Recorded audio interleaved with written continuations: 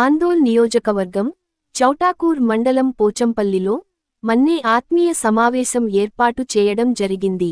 ఈ సందర్భంగా మన్నే వారి ప్రాముఖ్యత ఐక్యత జనాభాను లెక్కించడంలో ప్రభుత్వం సరిగ్గా లెక్కించలేకపోయారని పెద్దలు చెప్పడం జరిగింది. అందులో భాగంగా గ్రామ కమిటీ వేసుకోవడం జరిగింది.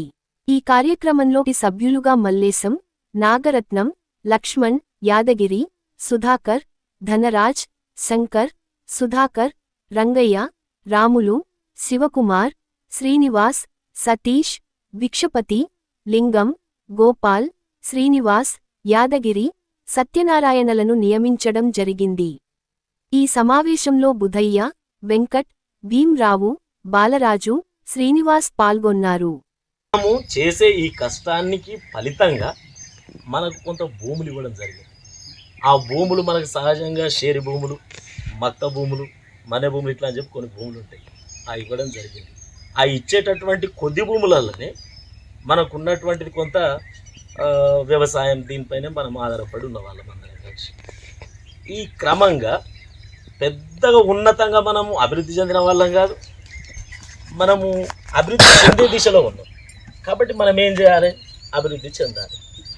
ఇప్పుడు సహజంగా ఒక వ్యవసాయదారుడికి ఉండే ఒక స్థితిగతి ఏముంటుంది? ప్రొద్దున్నే లేచి ఆ ఉన్నటువంటి గుంటను పోయి చూసుకోవాలి, ఆ మిగతా ఎవరి దగ్గర పాలో బీలో అది ఏదో పట్టుకున్నది ఉంటే దాంట్లో పోయి పని చేయాలి, లేదంటే ఎవరైనా పిలిస్తే వాళ్ళ దగ్గర పోయి ఆ భూములలో పని చేసుకోవాలి. ఇది మన జీవనశైలి. ఇప్పుడు మన్నే సామాజిక వర్గం అనేటటువంటిది కొంచెం బయటకు లేదు. ఎందుకు అని అంటే మనకు రాష్ట్ర వ్యాప్తంగా, జిల్లా వ్యాప్తంగా ఒక పెద్ద గొంతు లేకపోవడం. ఈరోజు ఇక్కడ మనం అందరం కలిసి కూర్చొని ఏ రకంగా అయితే మనం మనమంతా ఒక మన్నే సామాజిక వర్గానికి చెందిన వాళ్ళమని చెప్పి మనం ఎట్లా అనుకుంటున్నామో, ఈ అనుకునేటటువంటి ఈ మాటని మండల దాకా తీసుకుపోలేదు, జిల్లా దాకా తీసుకుపోలేదు, రాష్ట్ర స్థాయి దాకా కూడా మనం తీసుకుపోలేదు. ఎందుకు అని అంటే మనము ఇక్కడికి మాత్రమే పరిమితం అయిపోయాం. మనం ఏంది మన జీవితం. మన్నే ఎక్కడుందా? మన్నే రాసుకూర్చోడు అంటాడు. ఎక్కడుందా మన్నే? రెండే ఉన్నాయి, మాల మాదిగా. చెప్పు, మాదిగా రాయాలా? మాల రాయకు, మేము మన రాయకున్నా సరే కానీ మాలం అవుతారు. ఇట్లా ఇట్లా మనం భయపడి చెప్పుకున్న రోజులే ఉన్నాయి తప్ప అట్టెట్లా రాయవరు అన్నది మన్నేనే అని ధైర్యంగా పోరాడి చెప్పిన వాళ్ళు ఎవ్వరు లేరు. అట్లా కనుక మన 2011 లెక్కల గణన ప్రకారము 59,000 వచ్చింది. అప్పుడు 2011లో. మొన్న లెక్కల ప్రకారం 29,000 చిల్లర వచ్చింది. ఇది ఎక్కడే బాధ? ఇప్పుడు పిల్లలు పెరిగినరు, అప్పటికిప్పటికి నాతో కొడుకులు అయినరు, బిడ్డలు అయినరు, మన్మలు అయినరు, మన్మరాన్లు అయినరు, జనాభా పెరుగుతుంది. కానీ ఎట్లా తగ్గుతుంది? ఆశ్చర్యం కదా. పెరగాల. 2011కు 2025కు తేడా డబలా త్రిబుల్ కావాలి. అటువంటిది 150,000 2 లక్షల దాకా కావాలి, ఉండాలి మన జనాభా, మన జనాభా. కానీ ఇక్కడ అంతరించిపోతుంది. కారణం ఏంది? 2 కారణాలు. ఒకటి, సర్వే వల్ల చెప్పకపోవడం. మన్య అనేది చేసుకోవాలన్న ఒక ఉద్దేశం. దాంతోపాటు మన సామాజిక వర్గం అనేది ఒకటిగా ఉండాలి, ఐకమత్యంగా ఉండాలి. ఐకమత్యం ఉంటేనే ఏదైనా మనం సాధించగలం అనేది ఒకటి నిబద్ధతతోటి ఇలా అరేంజ్ చేసుకోవడం జరుగుతుంది. కాబట్టి అందులో భాగంగానే మన సంగారెడ్డి డిస్టిక్లో మేజర్గా ఎక్కువగా ఉన్న ఫ్యామిలీస్ అనేది పోసనపల్లి. కాబట్టి మీరందరూ కలిసి కాబట్టి మీరందరూ కలిసి కంపల్సరీ నెక్స్ట్ మీటింగ్ జరిగేదానికి కంపల్సరీ మీరు బాధ్యులుగా ఉండి రెస్పాన్సిబిలిటీగా తీసుకొని ఆ మీటింగ్ అనేది సక్సెస్ చేయాలి. ఓకే, మిగతాన్ని ఆల్రెడీ మనం వాట్సాప్లో ఆల్రెడీ మెసేజ్ చేస్తున్నాం కాబట్టి ఇంకా మిగతా పెద్దలు వాళ్ళు కూడా మాట్లాడతారు. కాబట్టి ఇది అనేది కొద్దిగా సీరియస్గా తీసుకోవాలి. లైట్గా తీసుకుంటే ఇబ్బంది. ఇప్పుడు వచ్చిన ఈ 10 మంది అయినప్పటికీ మీరు 10 మంది మిగతా వాళ్ళకు కూడా ఎంకరేజ్మెంట్ అనేది కంపల్సరీ చేయాలి. ఎందుకంటే ఇన్ని రోజులు అనేది ఇంకో సామాజిక వర్గంలో మనది కలిసిపోయిన ఉండే, ఇప్పుడు సపరేట్ అయినాం. మన సామాజిక వర్గం అనేది సపరేట్ అయినాం.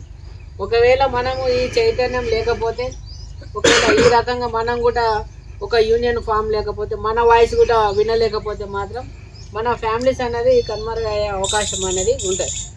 కాబట్టి ఒక యూనిట్గా ఉంటేనే మనం ఎక్కడ వెళ్ళినా మన మాట ఎదుటి వాళ్ళు వినే అవకాశం అనేది ఉంటుంది. మన దగ్గర యూనిటీ లేకపోతే, ఉన్న ఊర్లోనే ఒక యూనిట్ లేకపోతే, ఒక డిస్టిక్లో యూనిట్ లేకపోతే, స్టేట్లో యూనిట్ లేకపోతే, మన ఇక ఉద్యోగపరంగా అక్కడ ఇటే ఉంటాం కాబట్టి ఒక దాదాపుగా ఇప్పటికీ ఒక 15 ఏళ్ళు అవుతుంది నేను సంగారెడ్డిలో.